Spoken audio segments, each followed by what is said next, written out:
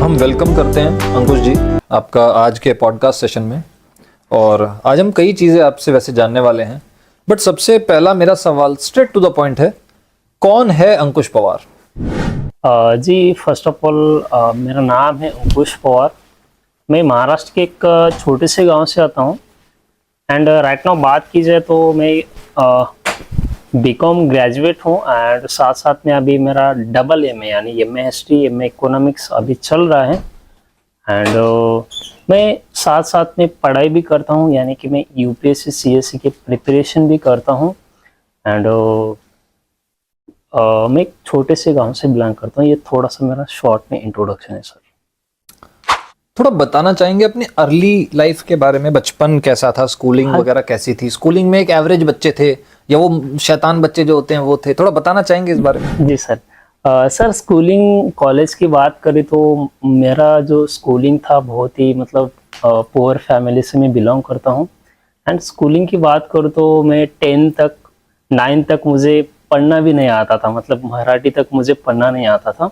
मेरे महाराष्ट्र के अंदर एक मराठी लैंग्वेज रहती है जो मुझे पढ़ना तक नहीं आता था, लेकिन मैं काफ़ी स्ट्रगल किया हूँ मेरी लाइफ में एंड उसी के कारण कहीं ना कहीं मैं एक अच्छा मतलब आज सोशल मीडिया के युग में कहीं ना कहीं मुझे प्लेटफॉर्म मिला एंड काफ़ी सारी चीज़ें मैं छोटे बड़ों से सीखता हूँ। तो स्कूलिंग कॉलेज में एक एवरेज स्टूडेंट था, मतलब बहुत होशियार नहीं था मैं। जब मेरी 10 हुई, 10 के बाद मैंने मुझे आगे का क्या करना है फ्यूचर के बारे में कुछ नहीं पता था, क्योंकि मैं किसान फैमिली से बिलोंग करता हूँ एंड मेरे पेरेंट्स जो है किसान है। तो फिर मुझे कुछ आइडिया नहीं था कि आगे क्या करना है क्या नहीं करना है। बस मैं 10 तक को 10 करने के बाद मैं 12th फिर कॉमर्स किया, 11th-12th वहाँ पे फिर मैं क्योंकि एक स्ट्रगल मतलब मेहनती हूँ, क्योंकि 12th में मैंने मेरे कॉलेज के अंदर टॉप 4th में मेरा नंबर आया वहीं पे, और कॉलेज में काफ़ी फिर वहाँ से मेरा स्ट्रगल हुआ। उसके बाद जब मैं बीकॉम किया तो बीकॉम में मैंने यूनिवर्सिटी के अंदर एक क्रॉस कंट्री गेम रहता है, तो वहाँ पे मैंने लगभग 500 से 600 लोगों में से मेरा क्रॉस कंट्री 12 किलोमीटर की रेस थी, तो उसमें मेरा 13 नंबर आया था। तो वहाँ से काफ़ी सारी चीज़ें मेरे अंदर जगी कि चलो यार मैं भी कुछ कर सकता हूँ अपने लाइफ में। तो वहाँ पे फिर मैं रुका नहीं, फिर थोड़ा थोड़ा सा मेहनत करता गया एंड बहुत सारी चीज़ें मतलब अभी भी स्ट्रगल करता हूँ एंड छोटों से बड़ों से मुझे बहुत अच्छा लगता है सीखना, और मैं थोड़ा सा एक्सप्लेन करते जाऊँ और मेरे साथ में मतलब मैं सिखा देता हूँ और खुद भी सीखता हूँ। समझ गए। थोड़ा हमें आपके अर्ली लाइफ के बारे में अभी समझ में आया, और अब एक आपसे सवाल पूछना चाहेंगे जो कि बहुत हमसे पूछा जाता है।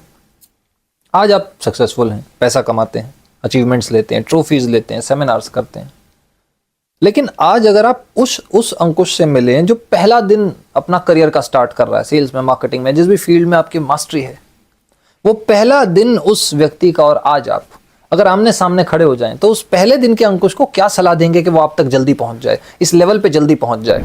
जी सर यहाँ पे काफ़ी सारे जो लोग हैं, फर्स्ट ऑफ ऑल वो फ्रॉड जैसा काफ़ी सारे कंपनी कर भी रही है लोगों के साथ, और सही भी बात है, पूछना भी ज़रूरी है, कोई भी क्वेश्चन आता है तो क्लियर करना भी ज़रूरी है। तो जो भी पर्सन कुछ करना चाहता है, तो पढ़ाई हो, जॉब हो, कोई भी काम के साथ साथ हमें दूसरा भी काम करना चाहिए, यानी प्लान बी को लेकर भी रखना चाहिए। जैसे मेरी खुद की बात करूँ तो मैं यूपीएससी की प्रिपरेशन हम भी गलत करता हूँ। टेंजेंट में चले गए हैं।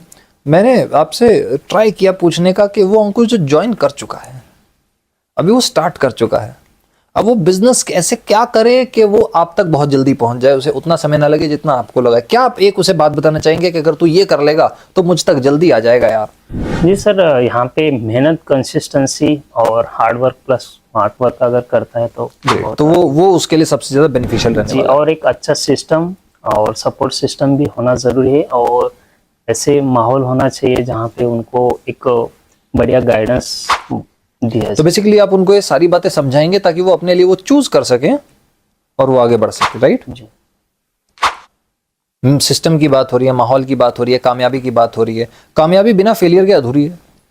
जो कभी फेल नहीं हुआ वो कभी कामयाब भी नहीं हुआ, ये माना जाता है। आपकी जिंदगी का सबसे बड़ा फेलियर क्या रहा और उसने आपको क्या सिखाया? जी, काफ़ी सारे स्ट्रगल रहा मेरी लाइफ में। जब मैं अभी बात करूँ तो मैं भी यूपीएससी की प्रिपरेशन करता हूँ, तो वहीं पे भी मैंने एक बार अटेम्प्ट भी दिया, वहीं पे फेल हो गया। तो वो बहुत ही बुरा लगा मुझे कि काफ़ी मेहनत करने के बाद भी कभी-कभी फेलियर मिल जाता है। तो अच्छी बात ये है कि वहाँ से कुछ चीज़ें हम सीख कर उन्हें इम्प्लीमेंट करते हैं। और वहाँ पे मेरे मतलब 2-3 चीज़ें हैं फेलियर, मतलब यूपीएससी हो या फिर छोटी-मोटी जैसे कि तो बेसिकली आप एग्जाम में फेल हो गए थे, तो उससे आपने सीखा क्या? सीखा है कि वहाँ पे थोड़ी सी मिस्टेक हो गई थी मेरी, तो उसको मैं और अच्छे तरीके से उस पर काम करना हूँ अभी कि Okay. अगली बार उसको दोहराना चाहिए। Okay, great great great.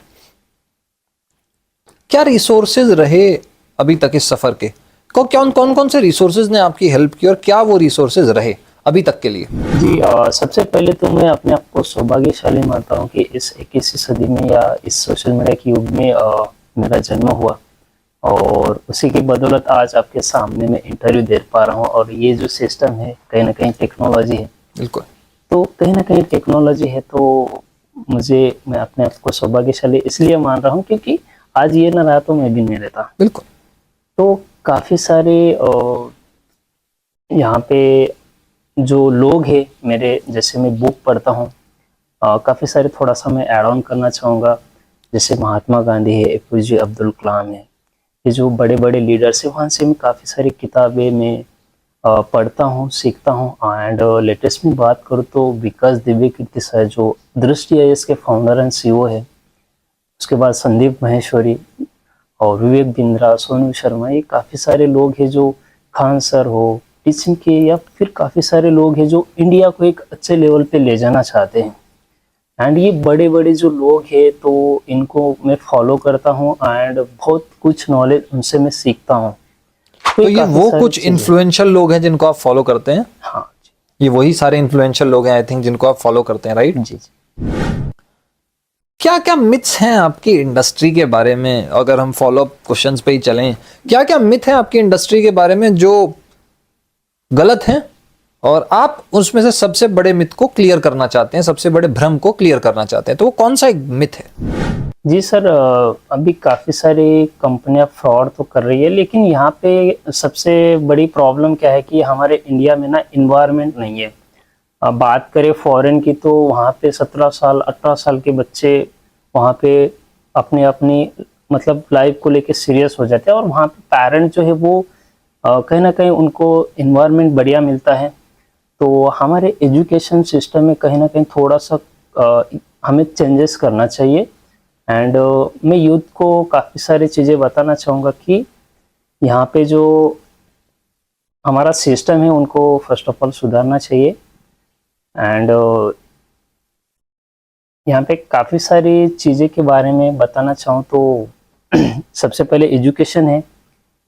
यहाँ पे हमारा इन्वायरमेंट को हमें थोड़ा बेटर करना चाहिए, ताकि जो बच्चे हैं उनके मन में, पेरेंट के मन में काफ़ी सारे डाउट रहते हैं, फ्रॉड फेक जैसा। तो सबसे पहले हमें समझना चाहिए कि जो हमें बात कर रहे हैं, जिस इंडस्ट्री में हम जा रहे हैं, जो भी हम काम कर रहे हैं, तो उसके पहले हमें उसके बारे में थोड़ी सी जानकारी होनी चाहिए। एंड अच्छे लोग, अगर आपके लिए कुछ अपॉर्चुनिटी आ रही है चल के, तो उनको मिस नहीं करना चाहिए। अपॉर्चुनिटी को स्वीकार करके उसको फॉलो करके उसके ऊपर चलना चाहिए। अभी जो भी लोग हैं आपको करियर के लिए, आपकी जो भी लाइफस्टाइल है, आपके जो भी ड्रीम्स है, उसी को थोड़ा पूरा करने में हेल्प कर रहे हैं। और आई थिंक मुझे लगता है कि सोशल मीडिया अभी ट्रेंड में चल रहा है। काफ़ी सारी चीज़ें हैं, जैसे एफिलिएट मार्केटिंग हो, काफ़ी सारी चीज़ें हैं जो हम घर बैठे बैठे ही काम कर सकते हैं। तो बेसिकली ये मिथ आप दूर करना चाहते हैं एजुकेशन सिस्टम को लेकर के और बाकी सारी चीज़ों को लेकर। Okay, great. आपसे एक बड़ा छोटा सा सवाल, आखिरी सवाल लेकिन बड़ा छोटा सा सवाल। इसका जवाब बहुत डीप हो सकता है, बहुत लंबा तो नहीं होगा, बट बहुत गहरा हो सकता है। वो अब कम शब्दों में वो बात बताएंगे जो बहुत अंदर तक जा सकती है। और सवाल है कि कौन सा लाइफ मैसेज आप दुनिया को देना चाहते हैं, कौन सा लाइफ लेसन है? आपने कहा यार मेरी ज़िंदगी का सार ये है, तो ये मैं इन लोगों को सिखाना चाहता हूँ, वो कौन सा एक मैसेज है? सर मुझे लगता है कि हमारे यूथ के अंदर ना एक वो अभी कहीं ना कहीं मतलब हार्ड वर्क जो रहता है ना स्मार्ट तरीके से करने का, वो कहीं ना कहीं थोड़ा सा कम होता नज़र आ रहा है, क्योंकि सोशल मीडिया एक फ़ायदेमंद भी है, नुकसानदायक भी है। तो सोशल मीडिया पर हमारा यूथ जो है टाइम बिताता है, लेकिन उसी सोशल मीडिया का यूज़ करके काफ़ी कम उम्र के बच्चे भी और बड़े भी लोग उसी सोशल मीडिया का सही से यूटिलाइज करके काफ़ी सारा अर्निंग भी करते हैं उसी सोशल मीडिया से। तो मैं एक फर्स्ट पॉइंट ये ऐड करना चाहूँगा कि आप सोशल मीडिया का यूज़ करो, लेकिन खुद कुछ उससे भी अर्निंग करो, लर्निंग करो। एंड आपके जो भी ड्रीम्स है, तो काफ़ी सारे ऑनलाइन चीज़ें हैं जहाँ से आप अपनी लाइफस्टाइल को पूरा चेंज कर सकते हो। Okay, great. अंकुश जी, आपसे बात करके हमें बहुत कुछ सीखने को मिला है और आपको अंदाज़ा नहीं है इस बहुत छोटे से टाइम इंटरवल में आपने कितनी सारी वैल्यूएबल चीज़ें इस सेशन को दे दी हैं। हम उम्मीद करते हैं आपका जैसा अभी तक का सफ़र रहा है धुआंधार और बहुत तेज़ी से आप आगे बढ़े हैं, हम आशा करते हैं आप आगे भी ऐसे ही बढ़ें। पॉडकास्ट में हिस्सा लेने के शुक्रिया। हम आपसे इजाज़त देते हैं।